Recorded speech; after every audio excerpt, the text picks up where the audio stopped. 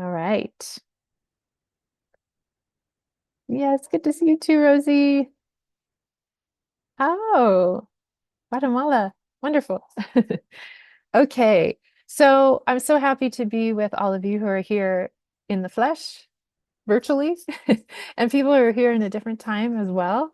Um, really excited to talk about this. My parts were first inspired by beloved teacher Derek Scott to really talk about cultural burdens and how to recognize them, how to unburden, how to release them, and to do that in a collective setting where we are kind of brainstorming together and releasing things together. So I'm going to go through a little bit of teaching, and then we're going to do some exercises together, and then we'll have a time of question and answer where we can interact together. Let me go ahead and share my screen. Okay. Um, and I'm going to go through a lot of this really quickly because I have, and actually I'm going to go ahead and extend my image so you can see me better, hopefully. Um, So I want to just repeat real quickly that you're your own authority and you're welcome to turn off your camera or leave it on and participate as much or as little as you'd like. This is being recorded. So if you speak or come on camera, you're officially agreeing to be in the recording. And you are welcome to interact in the chat, ask questions, give and receive compassionate witness from each other. Okay, and the recording is started.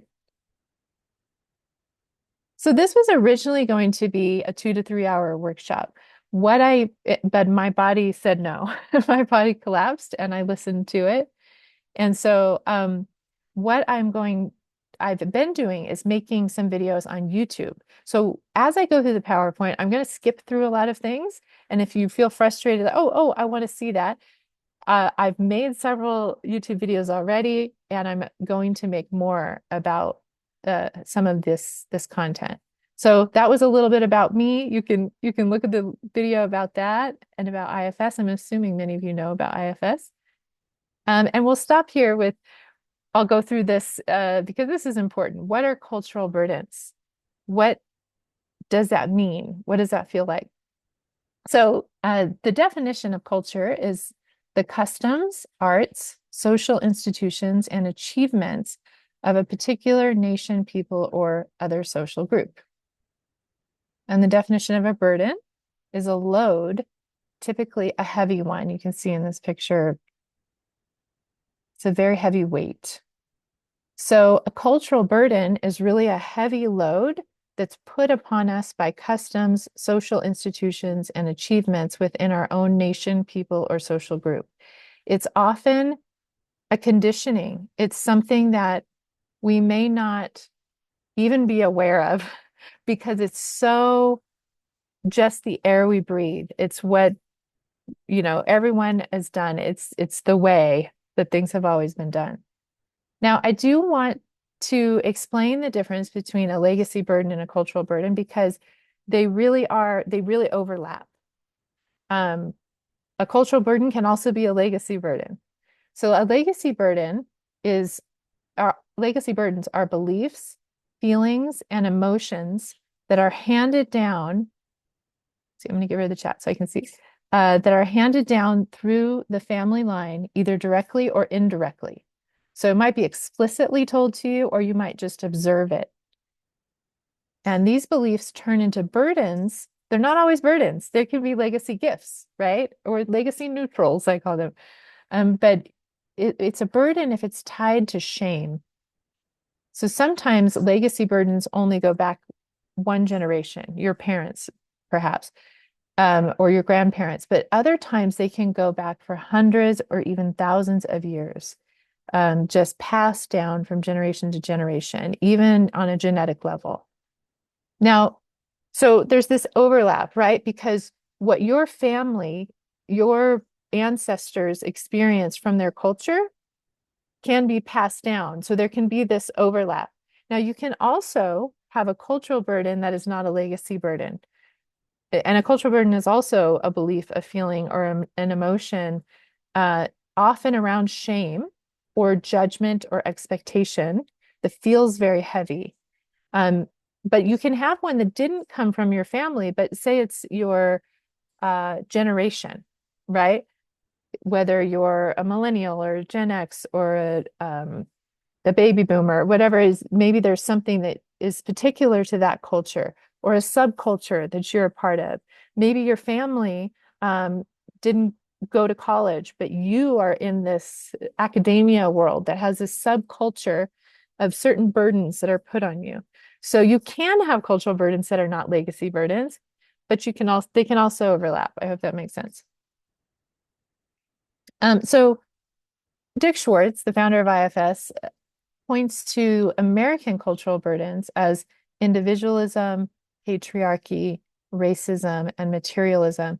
And I was saying in the YouTube video, I'm really curious, those of you who are not coming from an American culture, maybe a Western culture, if you can identify other cultural burdens in your culture.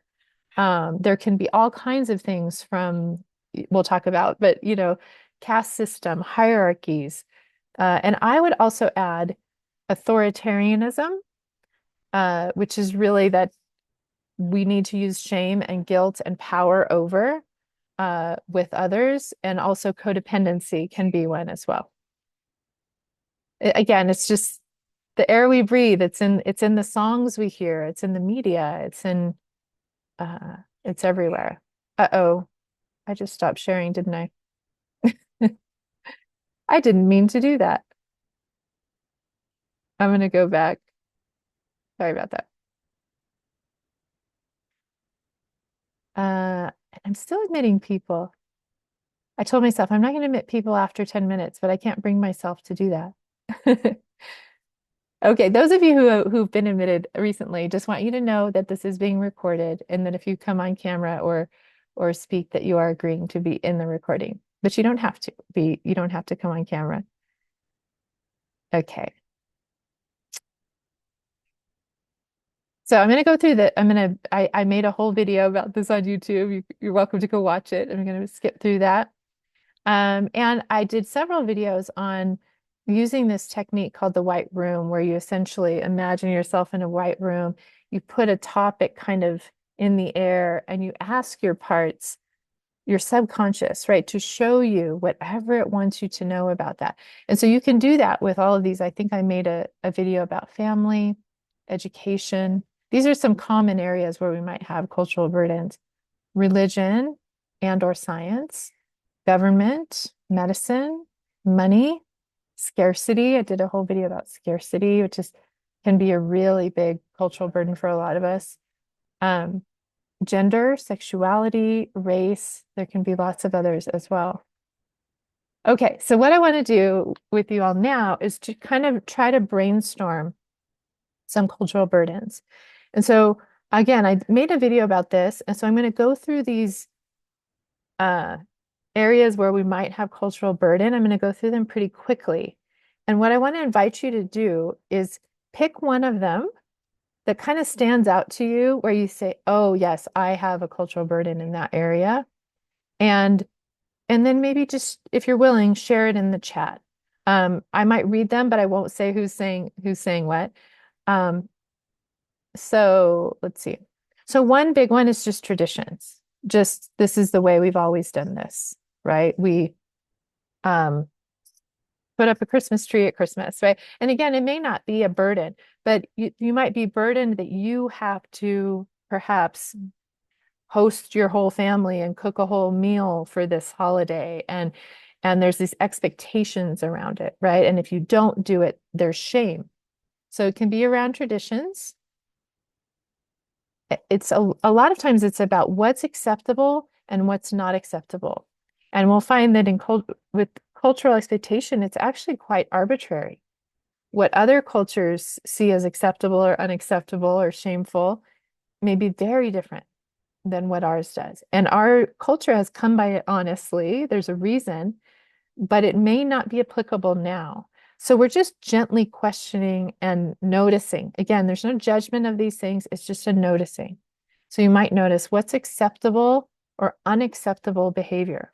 Like it's not okay to um, wear this certain type of clothing or to talk about this topic or to treat people in this kind of way. Um, Again, what is considered shameful or what is considered heroic, right? You need to sacrifice yourself for other people, might be a cultural burden. A big one is hierarchy of people, right?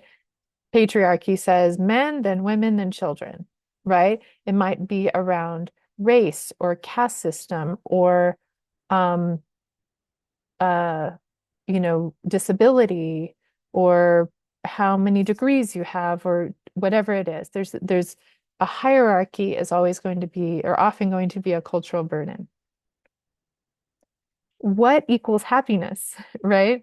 You need to have two cows, a goat, and a chicken to be happy. Or, you need to use this kind of toothpaste, whatever it is. Those kinds of messages about what equals happiness or what equals success, right? Kind of similar. There can also be fads, right? You need to have this kind of clothing, wear your hair this way. In one of the YouTube videos, I talk about shaving my legs and going to another culture and having an epiphany that I didn't actually innately have to shave my legs as a woman. So just things like that. Also, language, which you can or can't say, grammar can be a cultural burden. This is the right way or the wrong way to say something. Gender roles, this is the way women act. This is the way men are supposed to act. This is what they do or don't do. And good. Some people are starting to share in the chat. Yeah. So if you think of one in any of these areas at any point, you're welcome to add it to the chat. Here, I'm going to move the chat. Ideas about right or wrong are just very big. We take for granted. Oh, but yeah, they shouldn't do that because they're wrong. I'm doing the same thing, but it's because I'm right, right? I'm this righteousness around this cultural tradition or this cultural behavior, right? Is again, that's why it's hard to detect because it just feels so right to us. Another big one is what God says, right? And this can be handed to us through a holy book, through a holy person. And this becomes really difficult to question. I've had a lot of people I've worked with where they think that these parts who hold God says are self because they can't question this. This is what God says.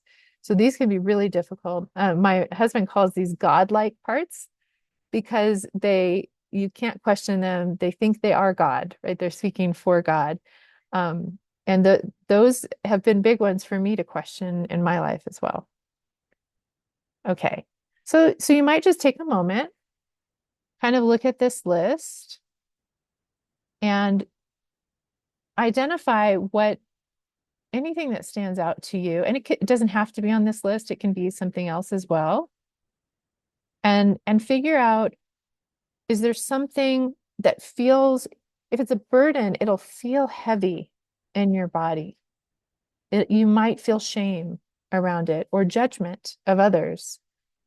Um, it might feel like I have to do this or else because it makes sense that we have to do these things in order to fit in our culture, in order to survive, right?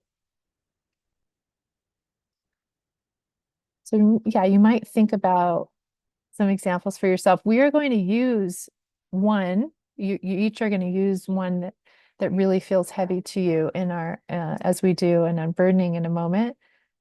So really take a moment. Um, and and I'll read some that are coming in so far. Responsibility for our elder matriarch. Yeah, that's a good one. Responsibilities. Like this is as a child, this is what you're supposed to do to care for, respect your elders or your parents. Expectations are big. Um, Moral righteousness or legalism, fundamentalism. Yes, definitely. And you might think about a specific one maybe that your parts have held. This doesn't mean all your parts hold this. You may have questioned it a bit, but there may still be some parts in your system that hold a moral righteousness or fundamentalism about a particular belief. And so just get curious about what that might be. Yes, politeness protocol um, and script, particular to different cultures. Yes, yes. So you might think too about like what is it that your parts are saying is polite or impolite? We should abandon our authenticity for work. Aha, very good one. We're going to talk about that actually. That the opposite or the state of being free of cultural burden, of domestication, is authenticity, is really coming back to what we really love and what we really want and what we really feel and what our needs are and our emotions are and our physical needs are. Really coming back to what is that for me, not what is it that everyone else says or that I should do. That's kind of how we come out of it. So the fact that culture asks us to abandon our authenticity, to go along, to get along, right, is a big one. Who is in your group and who must be out? Yeah. And really, really ask yourself maybe what your parts or some of your parts hold as a burden about who is out for you. Being that's hard to say. Academically educated is worth more than being worldly educated. Hmm. Yeah, that's a really good one. So you might identify, okay, there's a part who's been taught that lives in your system. A hierarchy, yes. Disableism is huge. Yes. Okay. So again, if you are feeling the shame, say you're disabled and you're feeling that shame, or you're either judging parts of yourself or you're judging other people, that means that there are parts inside of you that hold that judgment, right? So they may be pointing at other people or at you or both, but that's really, really good insight. This is all about the dictatorship of East Germany. Okay, collectivism. Everyone had to be equal. Scarcity is a big one. A spy system. Ooh, yeah, I would imagine that might um, engender kind of a paranoia or very hypervigilant parts. No possibility to speak out or speak up. Yeah, kind of fear of punishment, dire consequences. Yeah, those are really good. Those feel really heavy to me. And so you might pick one again that feels heavy around I can't speak up or else or something like that is represented for you. Yeah, worship of the leader of the group, never disagree. Yeah, that's a I can identify with that one. Huh, guilt for what we as a nation have done. Yeah, that's a good one. The collective, we are responsible for what our nation has done. And so therefore we need to have penance or whatever uh, we need to do because of that. Authoritarianism, godlike, non-questionable parents. Yeah, like parts who decide over everything. Yeah, that's a good one. Yeah, that's a big one that my system has really had to gently question and decondition. The grief process. Yeah, cultural expectations about what is and isn't okay to talk about, to express, to feel in front of other people. Rituals, timelines. Yeah, that's a big one. Never speak badly of blank. Yeah, yeah, right. Family or the government or a doctor. Yes, or fill in the blank. Being a single parent, not being married comes with shame. Marriage equals happiness and social acceptance. Ooh, that's a big one. That's a really good one to explore in your system. It's very heavy. Anything that has shame in it or fear is going to be very heavy. Who is fully human and who is not? Yeah, it's unfortunately still something that our parts have can have a big cultural legacy burden around. It can even be um, taboo to say it out loud, but it's explicit, right? Or it's implicit. Sorry, it's certain people are not treated as human, as equally human. Yeah. Don't rock the boat if you want a share of the wealth. Yeah. Ooh, that's a big one. That's a big one. Scarcity mindset. There's not enough for us all. Big one. Yeah, that was the one that Derek Scott really wanted to work on with people. So, um, yeah, I encourage you to focus on that when we do the activity. Discomfort experiencing joy if others are suffering. Yeah, it's not okay for me to feel happy if someone's suffering around me or anywhere in the world. Ooh, that is a burden. Okay, I'm going to go through these quickly so we can move on. But hold on. Always making sure if I'm not being seen and not a target, the one in the center of attention are going to be attacked. Ooh, yeah. So maybe gotten the message, you've seen that happen to other people that if they're the center of attention, they're going to be attacked. So your parts have taken on that burden. Yeah. It's not acceptable to do anything other than sacrifice myself for my mother's happiness. Yeah, again, this can be a convergence of personal burden, which means you experienced that. You had a very real life experience of if you didn't sacrifice yourself for your mother, um, there were consequences, but also the culture told you that you were a bad daughter, a bad person if you didn't sacrifice yourself for your mother's happiness. So again, it's often very layered. Yeah, or speak badly of parents or of family. Yes, that's a big one. Um, if people not in my group are successful, I will suffer. Yeah, that's a big one. That's heavy. It's wrong to feel good or hold the suffering of your family. It's wrong to, oh, you must hold the suffering of someone else. Yeah, that's I've seen that one in here a few times. Great job, everyone. Great job. And then I'll share some of the ones that I came up with. I wanted to read yours first. I didn't want to influence you. But just real quickly, women should not get angry. Men don't cry. Marriage is hard work. Um, you must sacrifice yourself for others. Kind of the opposite. You must be cutthroat to get ahead. And you can have both parts in you. You could have both polarized parts. Illegal drugs are bad. Legal drugs are good. You cannot trust yourself. You can't trust your heart. You can't trust your body.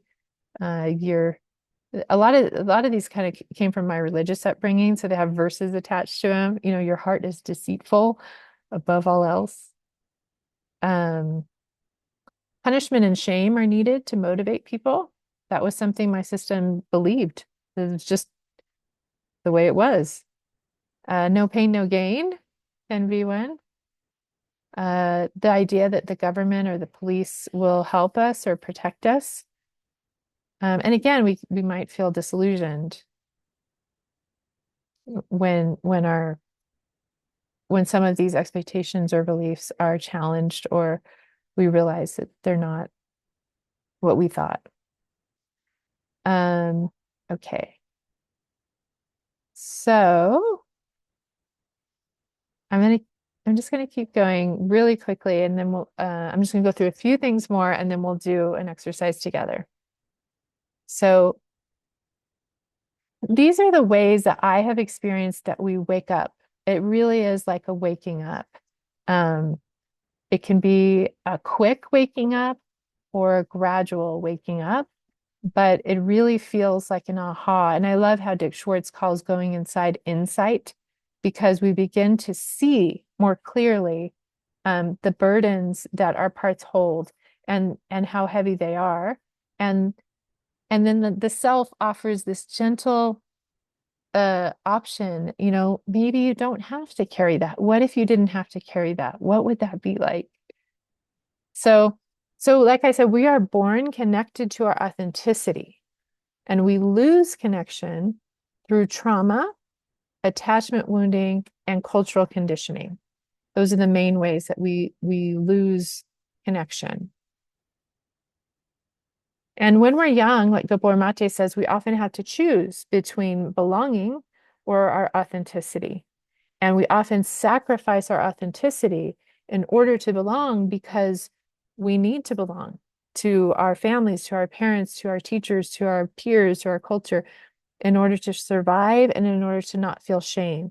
So we learn to exile our authenticity, which is to exile the parts of us that are deemed unacceptable, shameful to our families and our culture, so that we can thrive and well, not thrive, but survive in our environments. So our parts who do that mean well.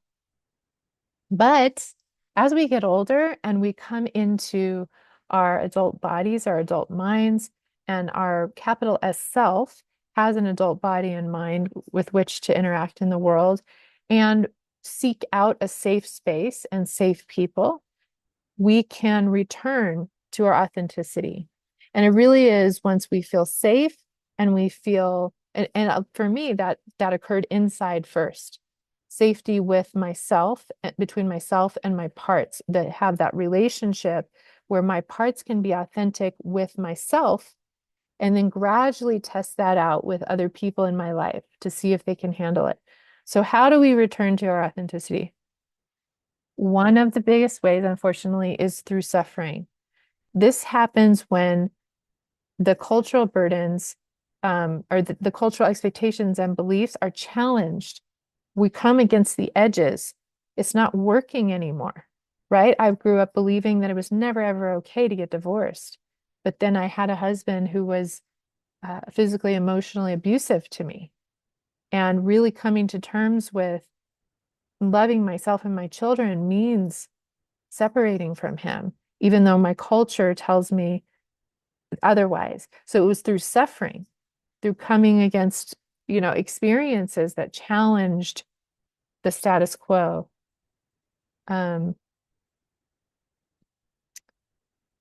Another big one, I'm here in Ecuador, is exposure to new experiences and new cultures. And this can be going to other countries. It can be being in this group online, getting to know people in other cultures through books, um, just seeing, oh, that's interesting. They do this differently. It's not better or worse. It just shines a light on what we might have taken for granted. Another way is that we actively question, we intentionally, again, I always like to use the word gently, because when our self questions, it's very gentle. When our parts question, they go, "What's wrong with you? You believed that?" There's a judgment often, but when our self questions, it's kind of a gentle nudging of, I wonder if that's actually true. I wonder if we actually have to um, hold the suffering of other people, or if it actually helps them for us to not feel joy. Or, is that true? It reminds me of Byron Katie's, just, is that true? Another big one, and I might do I'll definitely do a video, but maybe a workshop even on reconnecting to our bodies, because this is so key.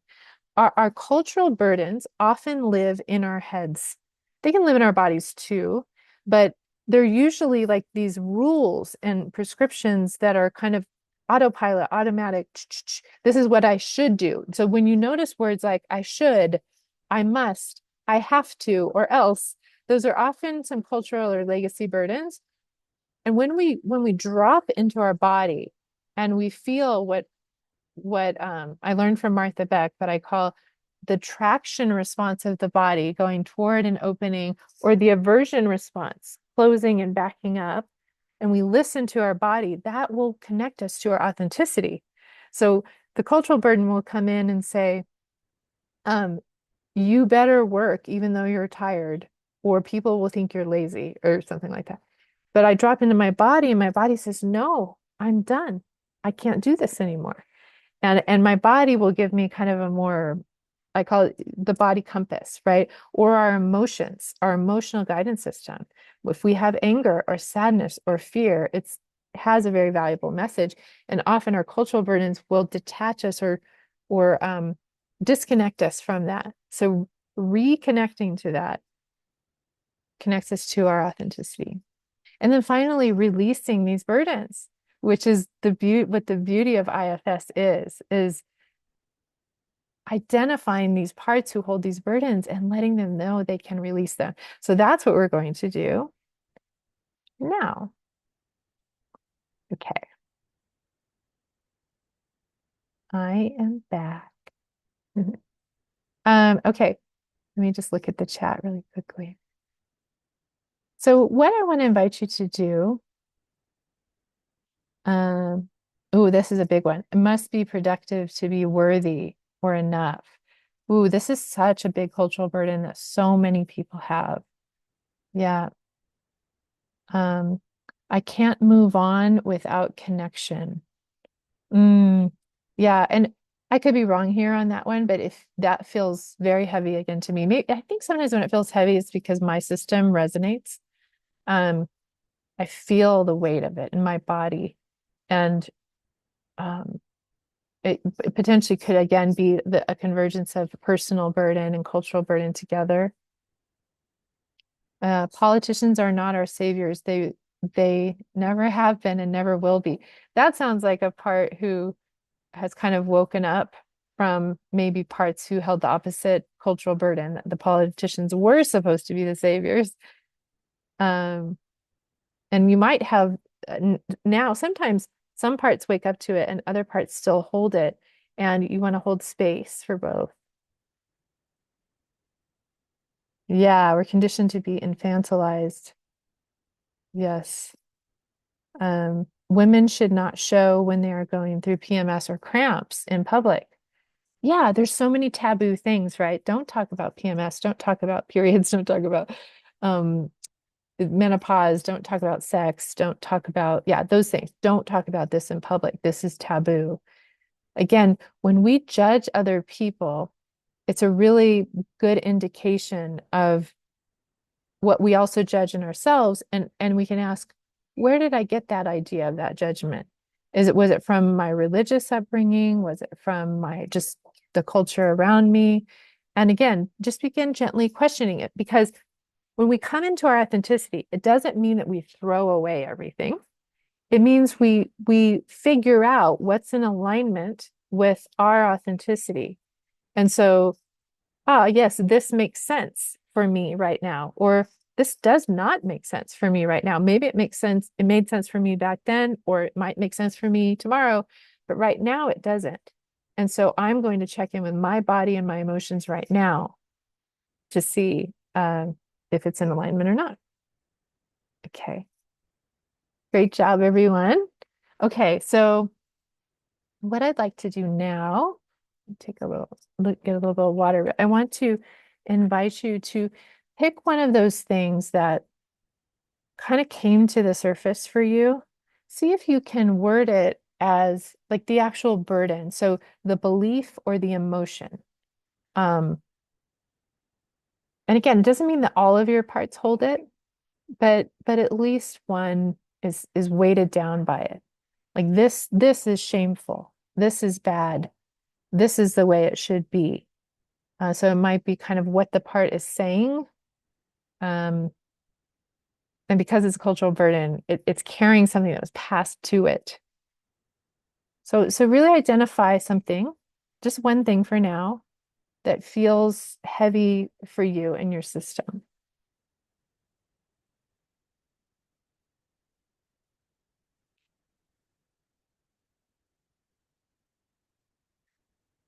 And then what I'm going to do is I'm going to lead you through kind of a meditative experience to get to know the part or parts that hold that burden. And for me, when I do this, sometimes it's supportive to write down what my parts are saying or what I'm noticing. You can draw, you can write. If that's not supportive to you, you don't need to do that at all. You can just kind of stay in a meditative experience. Um, and if you are writing something down, you might write at the top kind of what that belief or emotion is. It might be shame, it might be expectation, it might be just a belief that feels heavy in your system. Okay. Okay. And then I'll lead you through this exercise, and then afterward we'll spend some time in kind of Q&A. And this is something you can use in the future as well with whatever um, whatever comes up for you. Okay. So again, I want to invite you to maybe look around you. Just again, check if you're safe or not. And if you are, to really intentionally go inside. Maybe take a breath or two. Feel your feet on the ground. Feel the weight of your body. Gravity pulling on your shoulders, your jaw. And I want to invite you to really focus on that belief or emotion that feels heavy. And just notice where you feel it in or around your body.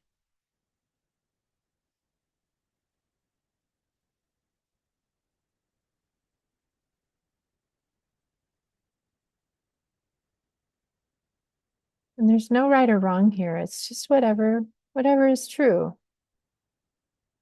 You might notice it around your head, or you might notice it in a clenching of part of your body or a sensation. It might be somewhere to the right of you or the left of you, in front of you. For example, I'm focusing on this belief that to have wealth is shameful. People who have wealth are bad. And I notice a clenching in my jaw and a squinting of my eyes. And um, what I'm seeing is an arrow pointing out and in at people who are wealthy outside and at me because I have more than others. That's just an example. Whatever comes up for you is right. So as you focus on that, you might, again, just you're not trying to do anything with it right now. You're just observing it. So see the nature of it. You might just observe it for a moment. What's its energy like? Is there an image or a symbol that comes with it? An emotion? You might see a color, shape. Again, there's no right or wrong, just whatever fleshes out for you.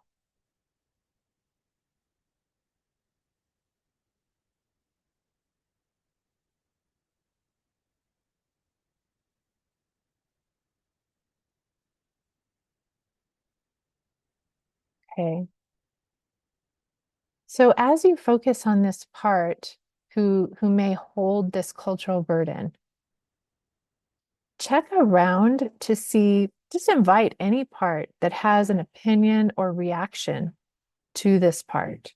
And it could be parts that don't like it, that judge it, are afraid of it. It could also be parts that love it and support it. Just kind of invite all the parts that have any reaction.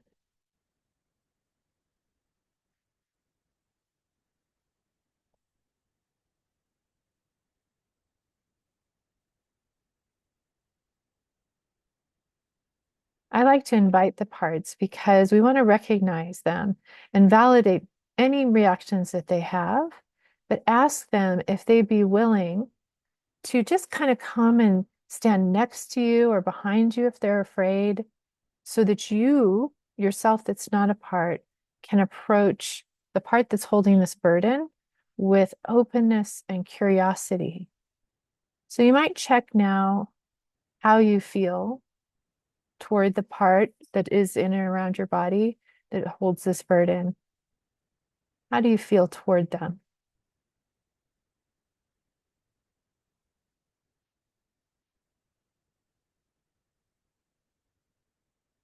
And if you feel anything other than curiosity or compassion or connectedness, um, just notice that and ask that part, perhaps, if it'll separate from you and stand next to you so that you can really learn about this part and help it.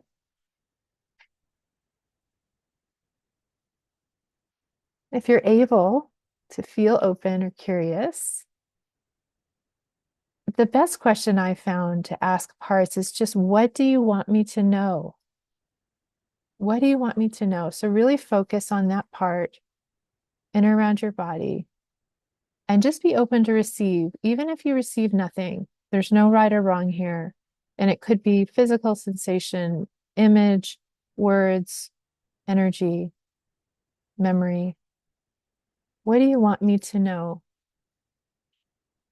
about how you got burdened, about the nature of your burden, anything?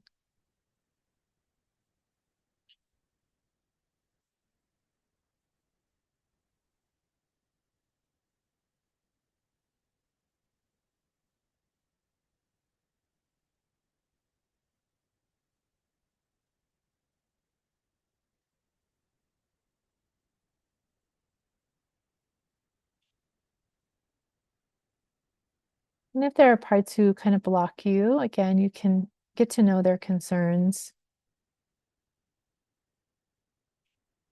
And if you have self energy to meet their concerns, you can do that. Or maybe they have concerns and you want to write them down and ask me later.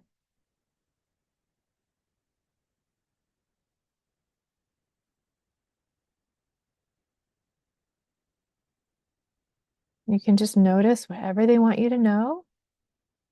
You might write it down if that's supportive. But the next question to ask this part is, what percentage of your burden is not yours? What percentage of your burden is not yours? And you can just receive a number from them. Or what I like to do is draw a circle on a paper and ask the part to take my hand with a pen or pencil and fill in the amount that is not theirs.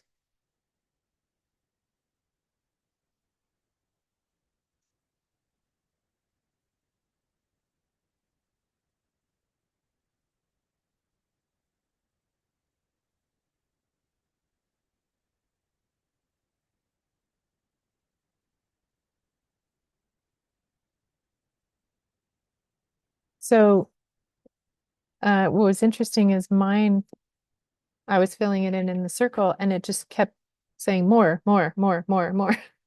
So I ended up getting about 95% is not it's not a personal burden. It's from the culture, it's from legacy, it's from others.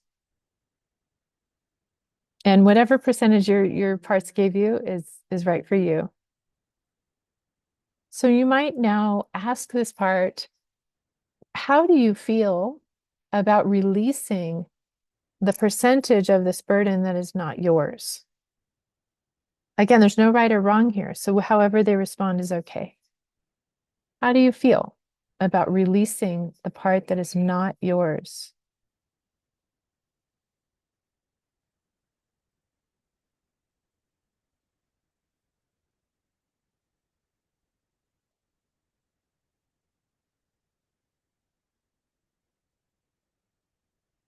For example, they may not want to release it because they would be shamed by their family or their culture if they did. So you really want to validate the concerns that they have. And from self, you can meet those concerns. You'll have kind of the creativity and clarity to meet those concerns. If you don't feel like you know how to meet the concerns, again, you can write those down and ask me about it later if you'd like.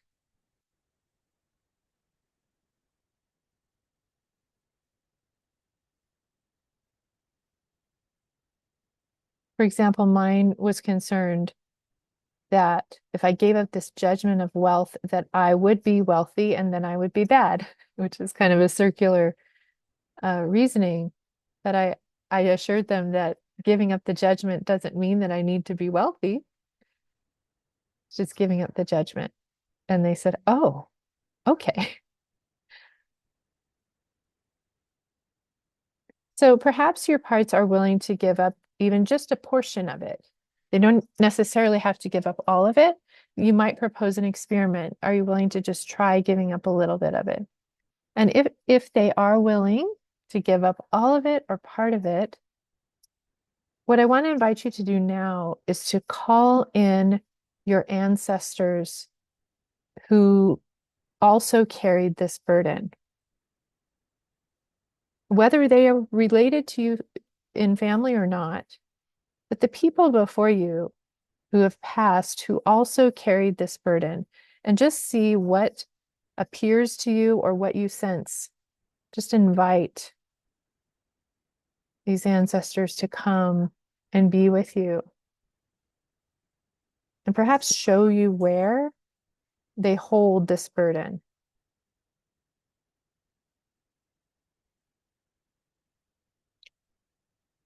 And I really want to specify here too that we are going to call in the selves, the capital S selves of our ancestors. So their selves are likely willing to release these burdens. They may have had parts that were really burdened by this. But we want to call in the selves of our ancestors. And again, they might appear a certain way, um, or you might just feel their energy and just ask them, is there anything you want me to know about your experience carrying this burden, or what it feels like for you, or where you carry it? Just anything that the ancestors want you to know.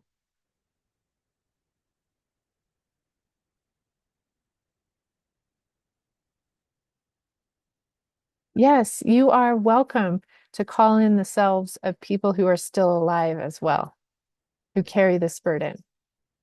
You can definitely do that too, whether that's your parents, your grandparents, teachers, anyone.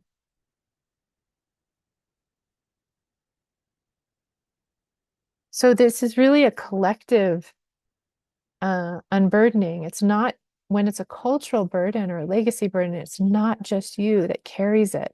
And there is a sense of togetherness, right? You can imagine a big group of people really holding this burden on their backs, or however you're imagining or seeing where the burden is in or around their bodies.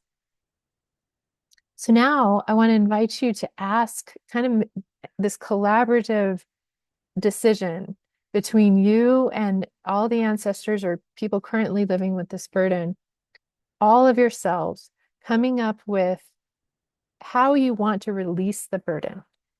Usually it's through one of the elements. It could be water, fire, earth, wind, but anything that you come up with, right? So the part of you that holds this burden, the ancestors, just see what comes to you. How do you want to release the burden? Whatever you decide is good. And then I'm going to leave some space here for you to just do that inside, do that releasing ritual and stay with it as long as you need to stay with it to release the burden.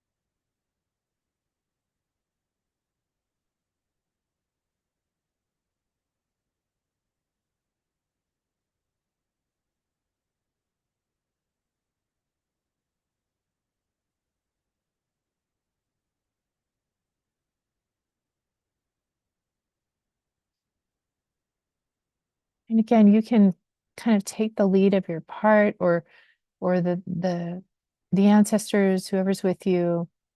If you want to create a ritual in the physical world, you're welcome to do that as well. Um, again, whatever they would like to do, or you want to do something to represent the unburdening, whether it's an art piece or something you create. Um, you might make a plan to talk about it with someone else. It might not be complete for you yet. You might make an appointment to complete it. Whatever your parts or ancestors need.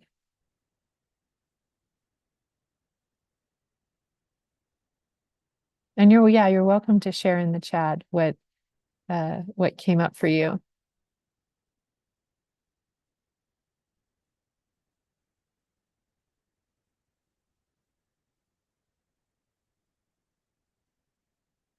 For example, my parts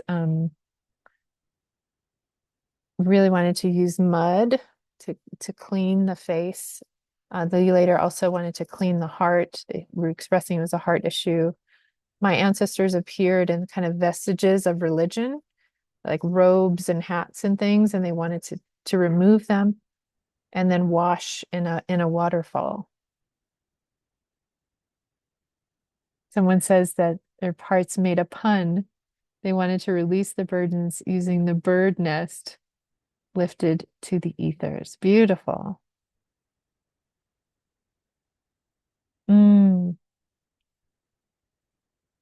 yeah. So someone says, I feel numb. I cannot release anything. I cannot release anything. I can't be a traitor and abandon them. Thank you so much for sharing that because I imagine many people will have that experience as well.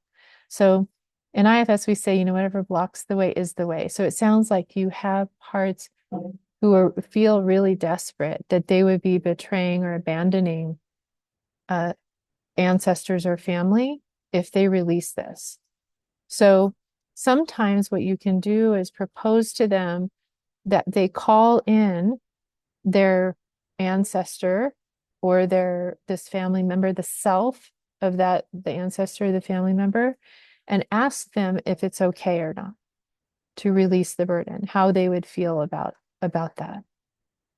If there is a part that is numbing you, you can also approach that part and maybe ask them, how old do you think I am? They might think you're younger than you are, or who do you see when you look at me? You can also ask them, what are you afraid would happen? It sounds like they did share that though, that you would be a traitor and abandoned. So check with those family members. And if you were able to do this, just as a final thing, thank the ancestors, thank the part of you that carried this for so long. Really show appreciation uh, and, and and just send connection. And you might even just observe, uh-oh, you might observe if how they're feeling now that they released it. And if parts come back online with this same kind of burden, you can call in your ancestors, you can remind them of this release and what happened. Again, always meeting their concerns. If they have fears and concerns, you want to meet them. Okay, let's see.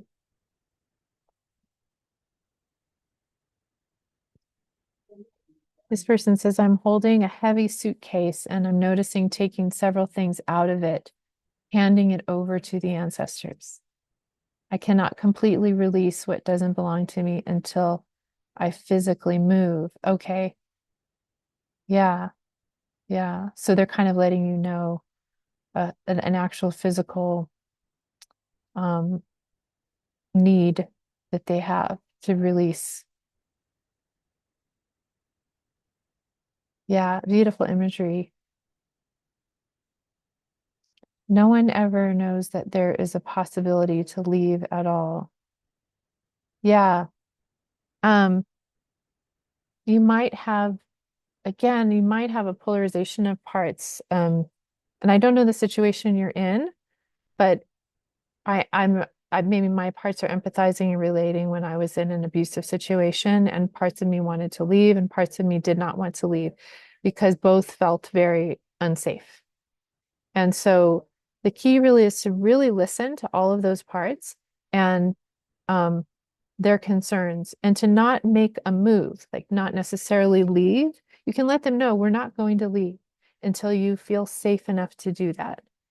Um, until you feel clarity and confidence. It might still be difficult, but once your parts are all on board with it, it will feel more clear. And not until then, you don't need to do it. Um, but really listen to what their concerns are, why they feel it's impossible, why they feel what would happen if they were to leave. This person says, I wanted to release the burden of suffering and not being authentic through work to the gentle ocean waves. Beautiful. There's so much guilt around not suffering when others are stuck in horrible jobs that don't support them. Yeah. So a lot of times the burden is the emotion, the guilt, and you can really identify where you hold that in or around your body. And if a part's not ready to release all of it, you can just experiment with releasing a little bit of it and just see what happens, see how you feel, and keep connecting to those parts. I have parts afraid that if I no longer have this burden, the cost to my life will be too great. Yeah, so you want to really evaluate that, because sometimes the parts um, fear is based in the past, something that happened in the past, and then you can go back to those moments and really reparent and redo them. Sometimes the threat is in the present, and you can validate that. Okay, yes, there is a big cost to this, and we won't do it until you feel safe enough to do it, until the whole system is on board. Um, and sometimes there is I really just want to validate your parts and validate that there often is a cost to coming out of cultural conditioning.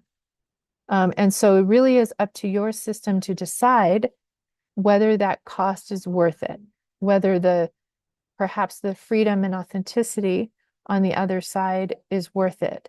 And in order to do that, in order to endure that cost, there needs to be a real security and safety support on the inside first.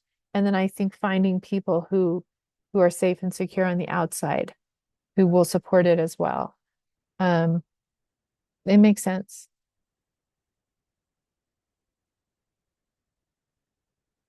Yeah, so when someone says it feels life and death, and yet it's just an idea, um, if you can, get really curious about that, because it may have been life or death for you at a different time when you were younger. Um, it can also honestly have been life or death for your ancestors. So you might even go back and witness what happened to them and be there for them. That's the potential as well. Mm, okay. It says, in my case, they're afraid that I will feel free to make decisions that are reckless.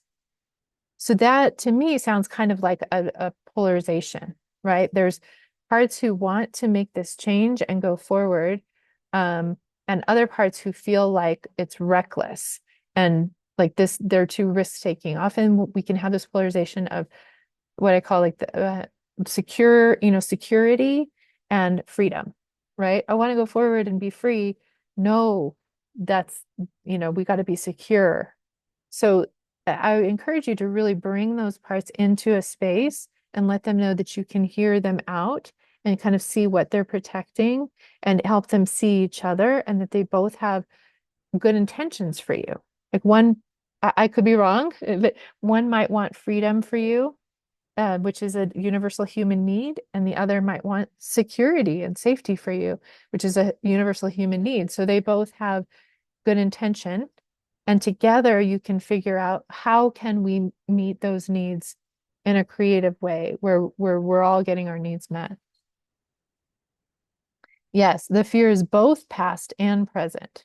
Okay, so again, this is where I love having a parts meeting where you're inviting all the parts and then you're addressing the past. You can time travel back if you want and be with that and the present. What are the concerns? What are creative ways that we can begin to make change that doesn't feel, too threatening? Yeah, inner security first. Yeah, Martha Beck talks about how suffering helps us because that is what's moves us forward. It was life or death for our ancestors, and we get a chance to do things differently. But the cords are strong. Yeah, I want to really, really validate that. This is not easy.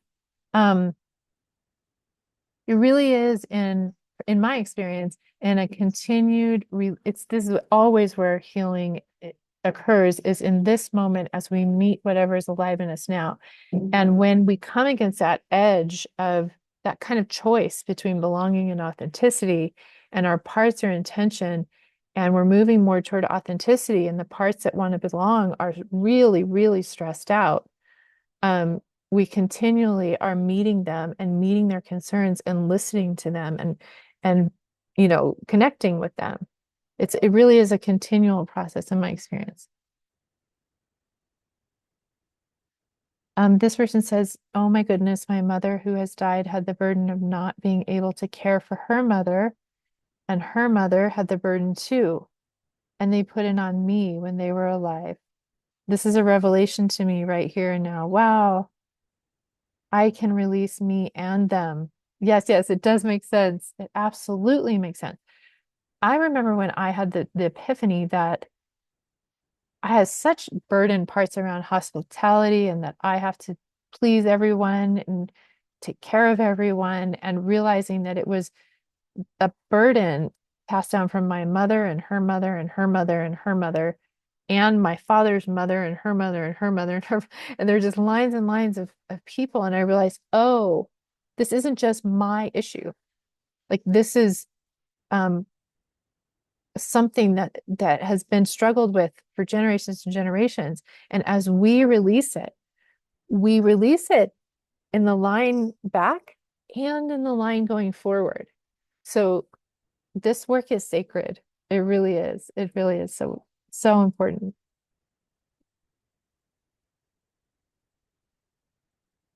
Oh, thank you. Hmm. Let me look at the time. Okay, we have 15 minutes. I'm going to continue to go through the chat, but if you are okay being on the recording and you want to raise your hand, you want to come on camera, or you want to say something out loud, ask a question, you're welcome to do that as well. This person says, I have to be selfless and make it all about a man. If it's about me, it means I'm competing and my life is in danger. Ooh, that definitely sounds like a cultural legacy burden.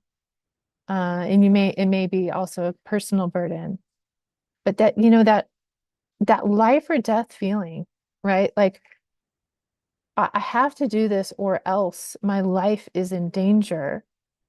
Um, it may have been true for you, but it was likely true for generations past, and it may not be as true for you now. So again, just gently questioning it. Yeah, past and present. I really relate to that. I think the body keeps the score. Our authenticity also keeps the score. Yeah. Gabor Mate says attachment always wins over authenticity, but I think authenticity knows all those deals we did for attachment. Yeah, that's a really, really good point. Um, I think it's like, you think of what's been exiled really is our authenticity, with what our truth, right? How we really feel about something, how what our needs really are. We can keep our parts can keep trying to bury it, but it's like it's an earthquake. It's rumbling under there. It's going to come up. It's going to come up in our dreams. It's going to come up in our physical health. It's going to come up in our emotional health. And it's going to keep knocking on that door, pounding on the dungeon, you know, door until we recognize it. And so it is worth it because integrating it into our lives and um, releasing the cultural burdens that allows us to open that door so that our truth, our authenticity, our exiles can come out and be integrated into our system so that our light and our darkness, right, is harmonized, is together and accepted.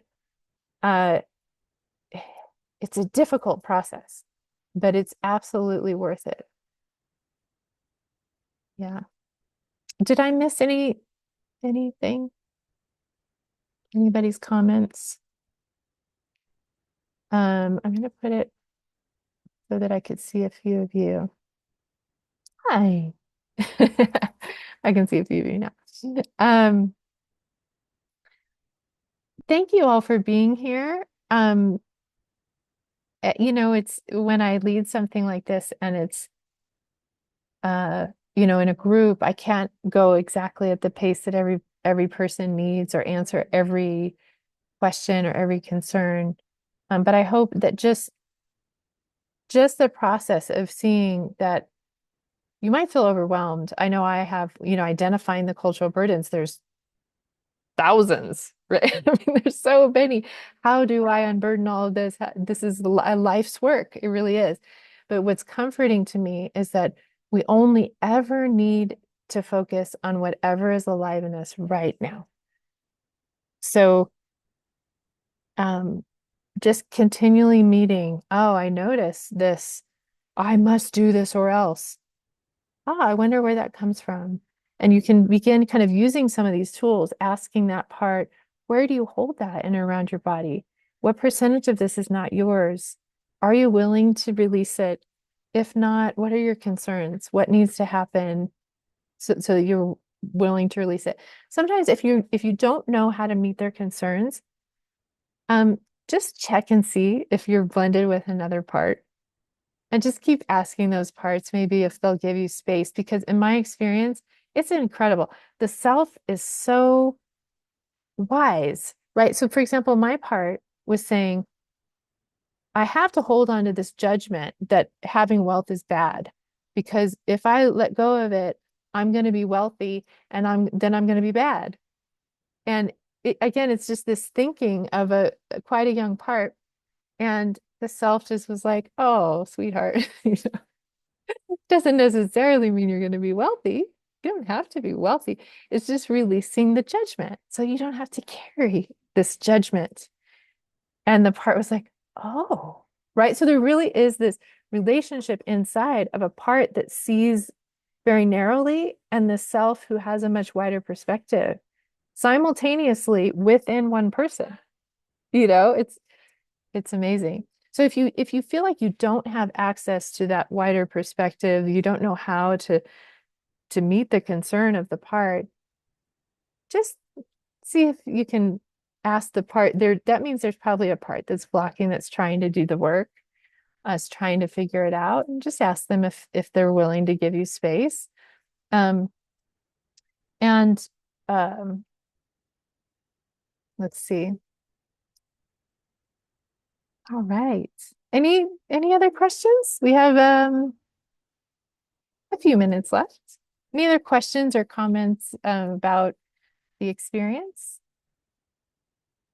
about cultural burdens, or what it looks like to release them? I really loved everything you all shared in the comments.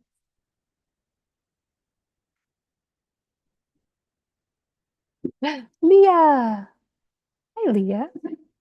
Hi, it's so lovely to see you again and everybody. Yes. Um, and I just really wanted to kind of highlight that point that you just made because I think it is so important about the scope of vision between like self really has like it's just such a great way to remember that self just has that kind of 3D vision where the parts, it is so narrow. Hmm. And, like even kind of witnessing that, going, okay, right now I'm really catastrophizing. This part just cannot see beyond this very thin slice of what they're looking at. And so I just think that's such a great, another way for us to know, okay, I'm in self energy because I have like my peripheral vision and can think about the past and the future, where those scared parts are just, it's such a narrowly sliver of perspective. So thank you. That was really helpful for me. Thank you so much, Leah. Yeah, just for resonating with that and reinforcing it. It's a fascinating experience. I'm always telling people I don't expect you to believe what I'm telling you. I really hope that you have that experience, right? That because um it's fascinating to have this simultaneously. I often tell people, it's not parts or self that occurs, it's parts and self in relationship that happens. So we're never trying to get rid of our parts. Other parts are trying to get rid of parts.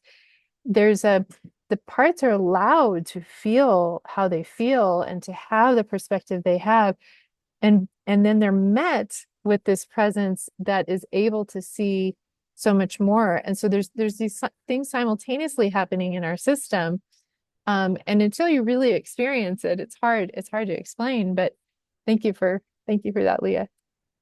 Yes, the intermittence. I know that like sometimes self feels like uh it's not quite plugged in. Like I'll get Yeah. glimpses of a broader perspective and then it'll go back to that narrow perspective. So it is so fascinating to see that, Hmm. and just to start to trust that and then go, okay, I'm losing self, but I know that I've had that expansive before. I just have to find a way to plug it in a little bit more. Yeah. Yeah, and there can be a conscious blending, kind of a toggling back and forth between the two. And when parts are willing to give the self a little bit of space, um, when they begin to experience it, it really is like this virtuous cycle, like Dick Schwartz explains, because when they know, if I make a little bit of room for self, then I will have a presence that can give me love and attention and affirmation and validation. Oh, yes, that's what I want. So I will make room, right? Because a lot of times parts take over and they don't make enough room for self. And they're usually trying to get attention outside of us. They're trying to Mhm. blend with us and so that they can get attention outside. But once they begin to experience that they can get it on the inside, they're much more willing. Say, oh yeah, right. Dick Schwartz will say, even when he does, and I experience this all the time, notice parts coming up and he'll turn to them gently and say, hey, if you give space, like the self will be here with you. And it goes better. And they go, oh yeah, that's right. That's Thank you. true. It does. Yeah. Um, Shelley, I'm going to come to you in just a moment. There was a question here. Um, about how to deal with feelings of feeling small, jealous, or insecure. So first, I just want to like I have parts who have those feelings, who hold those burdens, who are rising up and just empathizing. Like I know the suffering that happens with the parts who feel small or jealous or insecure, and likely your parts, well, they definitely make sense, but they have had an experience that is unique to you of why they are feeling that way. And so I just really encourage you to, um, again, sometimes when they feel really blended, they feel really strong, you can ask them to just come right in front of you and be nose to nose with you. You may see them or you may just sense their energy pull out just a little bit, and tell them, I want to be with you. I want to give you attention. I want to hear you out. And just let them tell you why they feel small, jealous, or insecure. These might be exiles. They might be parts that other parts don't like and are trying to get down because they don't feel comfortable. They're painful. So you might want to check with other parts if it's okay for you to allow a little of their energy to come up and be with them. Um, but yeah, in my experience, they'll tell you exactly. Um, sometimes with jealousy, they have certain fears that they've experienced in the past of abandonment or rejection or loss of attention. Sometimes there's something that they need. There's an unmet need that they have in this moment that they really want you to know about, right? So just really listen. Yeah, good question. Okay, Shelley. Hi, Shelley. Hi, how are you? I'm good. Good to see you.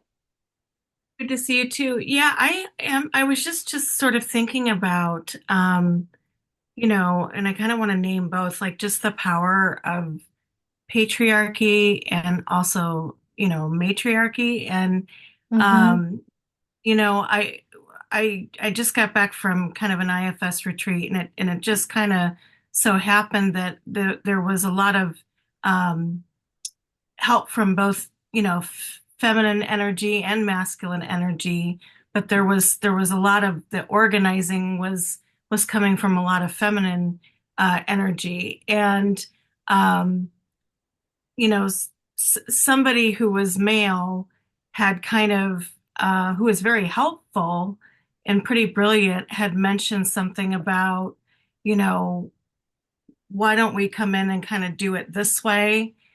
And it kind of really just triggered, I think, some parts Mm-hmm. around patriarchy and coming in and telling the woman kind of how it should go or what it should be like. And I was just kind Yeah. of holding, I was really like unblending from that um, before sort of responding to some of that. Um, and then I was just like, just here, this is so fitting. I was just thinking, Christine, that like, you know, people that men or women or whomever, like however they identify, like when they're imposing, when that energy is imposing a Mm-hmm. message or a belief or something, the chances of them having uh still carrying having parts that still carry Mm-hmm. burden are pretty high, Yeah. Yeah. so even a really like uh a man who is really has parts that blend Mm-hmm. where it comes out and like maybe it comes off as controlling or something, like the likelihood that they have parts that have been the Mm-hmm. victim of that Mm-hmm. kind of treatment is pretty high. So I was just really appreciating just all of this and kind of sinking into some of that. Yeah. Yeah. Thank you, Shelley. Um, let's see. I want to be mindful of the time. I know that I said I was ending at 2:30. I will stay a few minutes after um to wrap up, but if you need to leave, thank you so much for being here and may you be kind to yourselves and all your parts until we meet again. If you want to put something in the chat that you're taking away from our time together, you're welcome to do that. Um, but I do want to, yeah, really validate what you're saying, Shelley, that what's fascinating is particularly in these burdens of power over and patriarchy, even matriarchy, but authoritarianism, racism, ableism, sexism, all of those, that there's a burdening of the oppressed and the oppressor. Like they are both burdened and um need unburdening. And it's not necessarily, ideal for either. And so it really is a both and, or as my husband says, an all and of that ourselves can see. Often our parts don't. And so, your part that got activated is understandable. And often listening to that part, maybe that's what you were able to do is notice, oh, this part's getting activated. Can I listen to you? And then once that part feels heard and validated and understood, there's this opening, this capacity in the system now to see the other person and to say, aha, they are suffering too. Their parts are burdened too.